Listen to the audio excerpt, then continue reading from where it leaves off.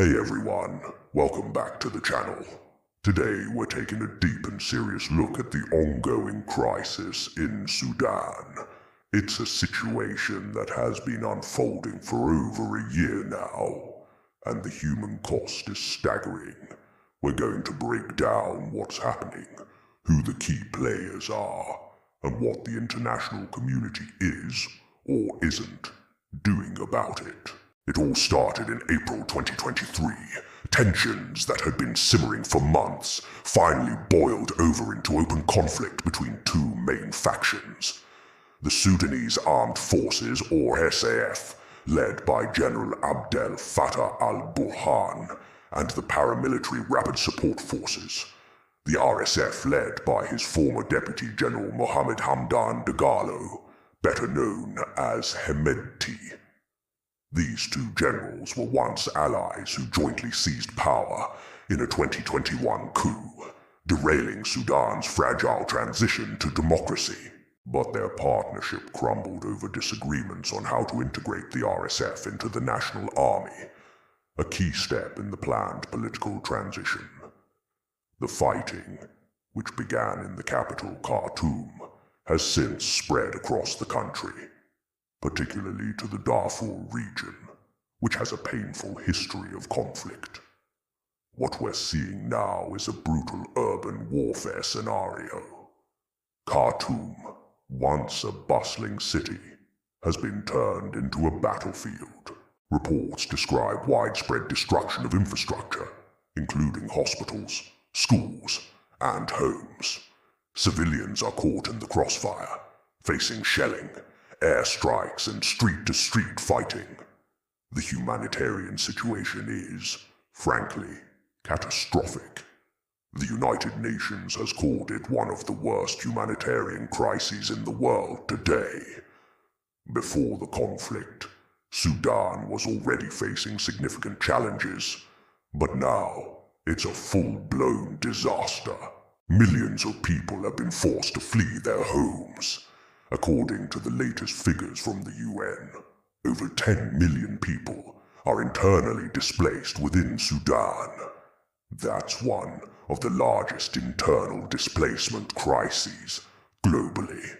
On top of that, more than 2 million people have sought refuge in neighboring countries like Chad, South Sudan, Egypt, and Ethiopia, putting immense strain on already stretched resources in those nations. The stories coming out of places like El Fasher in North Darfur are particularly horrifying.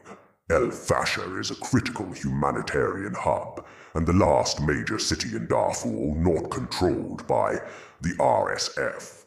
It has been under siege for weeks, with the SAF and its allied movements defending the city against a relentless RSF assault. Civilians are trapped, with dwindling supplies of food, water, and medicine. The main hospital has been repeatedly attacked and is now out of service, leaving the sick and wounded with nowhere to go. The UN has warned of an impending famine, with nearly 18 million people facing acute food insecurity. That's almost a third of the country's population. Malnutrition rates, especially among children, are skyrocketing. There are also deeply concerning reports of widespread human rights abuses being committed by all parties to the conflict. These include targeted attacks on civilians, ethnic-based violence, looting, and horrific instances of conflict-related sexual violence. The International Criminal Court has opened investigations into alleged war crimes and crimes against humanity. In Darfur, the violence has taken on a chillingly familiar ethnic dimension, with fears of a repeat of the genocide that occurred there 2 decades ago. So, who are the key players on a larger scale? The conflict isn't just an internal power struggle. It has a complex international dimension. Regional powers have vested interests. Egypt and the SAF leader al-Burhan have historically close ties, On the other side, the RSF is believed to receive support from the United Arab Emirates, although the UAE officially denies this. The Wagner Group, the Russian mercenary force, has also been implicated, allegedly backing the RSF to protect its gold mining interests in Sudan. This external involvement complicates any effort to find a peaceful resolution, turning Sudan into a proxy battleground for regional and international rivalries. What about the response from the global community? Well, it's been widely criticized as slow and insufficient.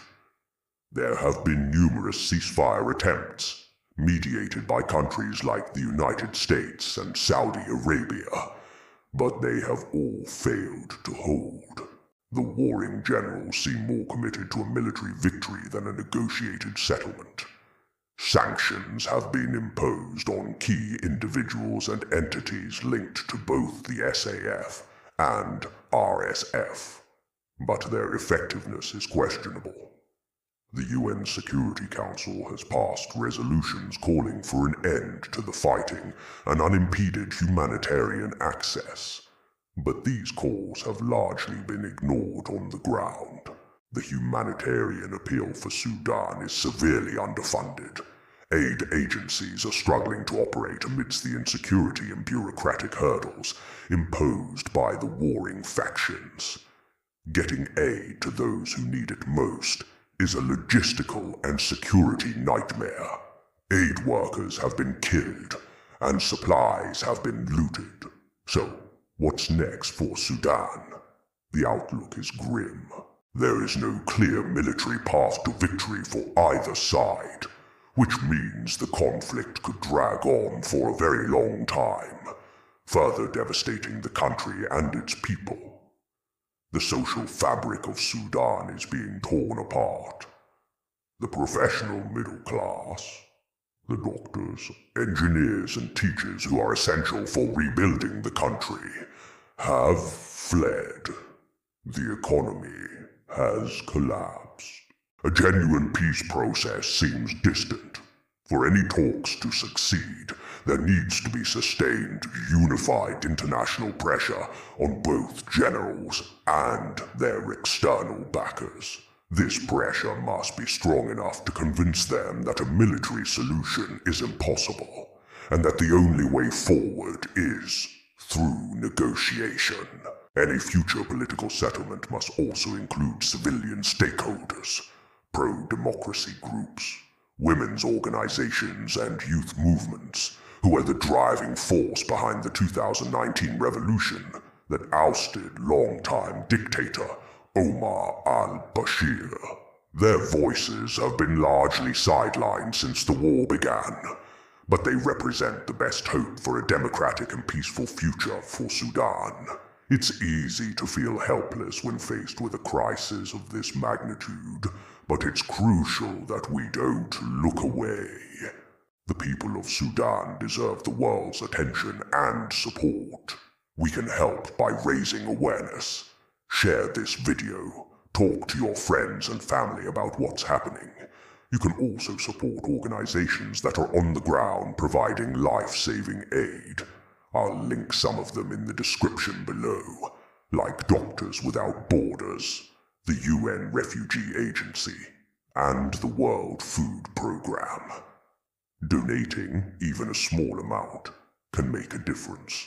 Also, contact your elected representatives and urge them to prioritize the crisis in Sudan, to push for stronger diplomatic action, and to increase humanitarian funding. The situation in Sudan is a stark reminder of the devastating human cost of war and political ambition. It's a crisis that has been largely overshadowed by other global events, but the suffering is immense and the need for action is urgent.